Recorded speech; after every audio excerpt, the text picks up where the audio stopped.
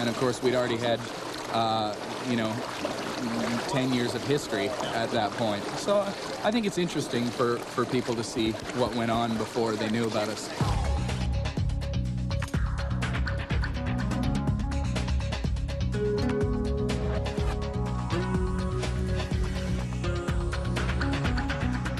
You know, it was just the other day, and I was sitting around home, not bothering anybody, thinking about, well, what do you want to do next? I don't know, what do you want to do?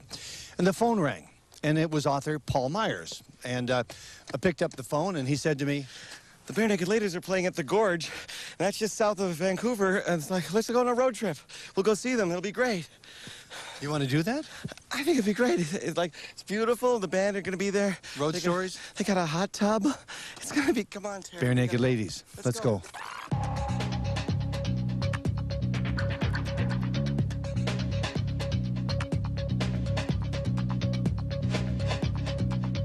My older brother Peter and my younger brother Mike, we all grew up in the north of Toronto, in the Scarborough area. Right. And I think I shared that background with the Bare Naked Ladies.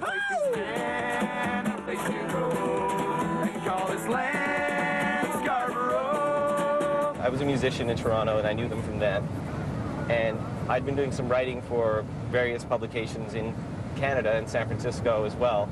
And I was living in San Francisco, and Tyler Stewart calls me up one day and says, hey, do you want to come with us to Alcatraz? And I'm thinking, knowing Tyler, that's got to be a setup. So next thing you know, I'm at Alcatraz Island with all these Warner Records executives and contest winners and Stevie Nicks and Chris Isaacs. It was very weird. Was it Chris Isaac? Anyway, it was an international convention, and we're standing out in the cell block row, and the Bare Naked Ladies are posing for photos. And suddenly Tyler says, the real reason we wanted you to come over here is we wanted you to see how crazy our life is getting, because we'd like you to be the guy who chronicles our life, because people have been asking, you know, what's your life story, and we think it would be really great if someone wrote a book, and we'd like it to be someone we know. Be my Yoko, be my Yoko. Oh no, here we go, our life is just one big pun. Oh no, here we go, it's Yoko Ono sings what? I was sort of in on the story the whole time, because I was always around, you know, like, even if I wasn't directly involved in all their music, I remember I would get notes from the road from various people, and, you know, and to this day it was like that. And then I'd lost touch with them for a few years, because I moved away to San Francisco, and then it was really brilliant that I saw the old apartment video that Jason Priestley did. I saw the old apartment video on VH1 in the States, and I was like, whoa! Whoa! This is a historic first time meeting them since the book has been printed, and I just hope that they don't kick my ass, frankly.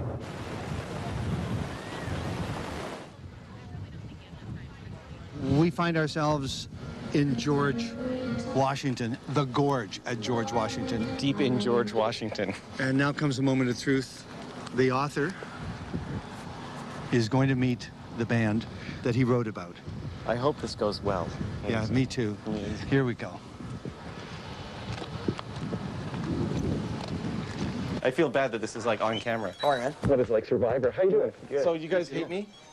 Do you guys hate me? Seriously, you can answer this later too if you want. I don't know, because the book, I was away and it came out and I looked at it and I'm like, okay, it's great. And then I'm like, what do they think? Because I haven't talked to you guys, you know? And again, this being a body mic situation. I quite like the book, but I do hate you. Okay, well there you go. Yeah.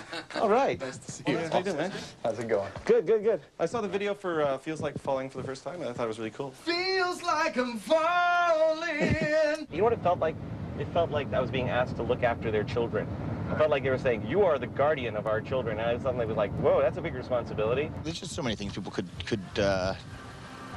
take from rumor and whatever else, and just from people's perception of us. And if they don't actually have access to us to clarify things or to extrapolate on situations, then it could be really, really nasty. So we figured at least let's get our book out there now, one that has our stories that we've told to Paul, and then, you know, go for it. Dude who wrote the Kitty Kelly. I think the thing about our group that people like is the fact that there isn't a lot of pretense. There isn't a lot of posing. We're pretty honest and pretty upfront about the fact that we're kind of normal suburban guys who've grown up into relatively normal men with our own, but at the same time, we are artists of a sort, and it's not a common combination in the rock and roll world. Your impression of them is what? What do you... Happy-go-lucky guys, pretty friendly people. Great music, fun great music. The studio process.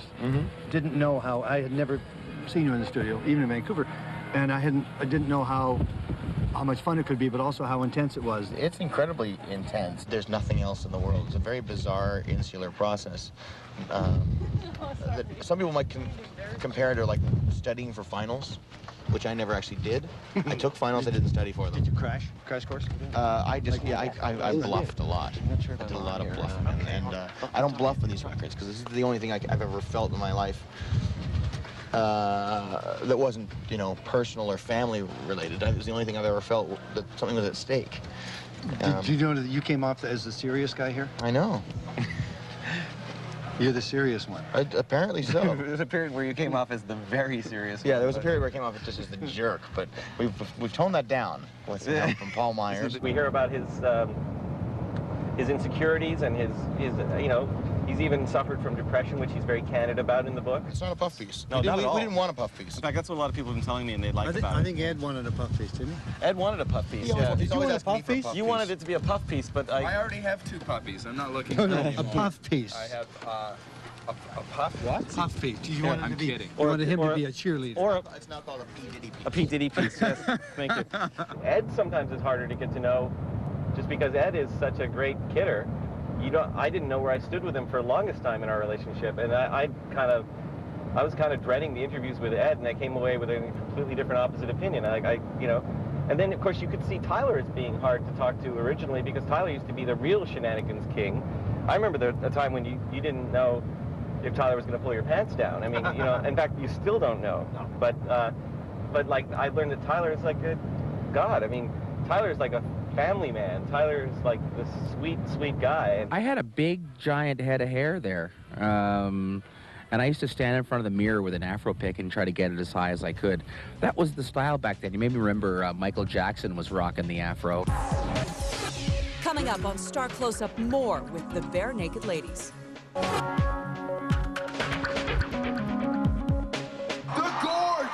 gorge is on fire.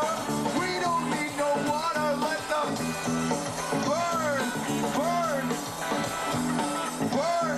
I think if you know Bare Naked Ladies, you'll know that there's been a slight oversight here. We saw him briefly pass by, but we didn't talk to Ed about the book and about Paul Myers. So we're finding him post-concert here with his friends, the twins. This is a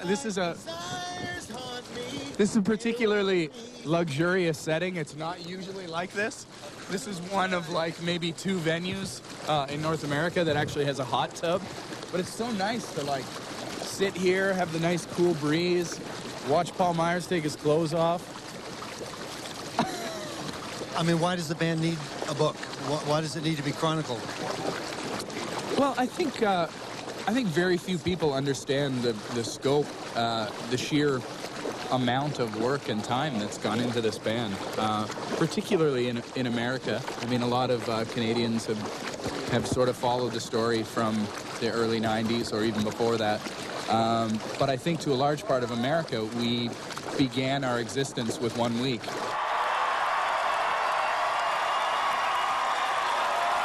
Does it surprise you know they've been around for 10 years? They haven't been around for 10 years, man. What's that? They haven't been around for 10 years. Yeah, they have. Yeah. We did it outside in sort of the city square, and the people filled the entire square, all down the streets, up into the parking garages. It was crazy. Like, we thought it was for something else. As we pulled up, the traffic was really congested in Boston, and we're going, oh, God, what's the deal down here? And we're never going to get there in time. Yeah, we got to hurry up. And about a couple blocks from the site, I said, Steve, I think we're causing this traffic congestion.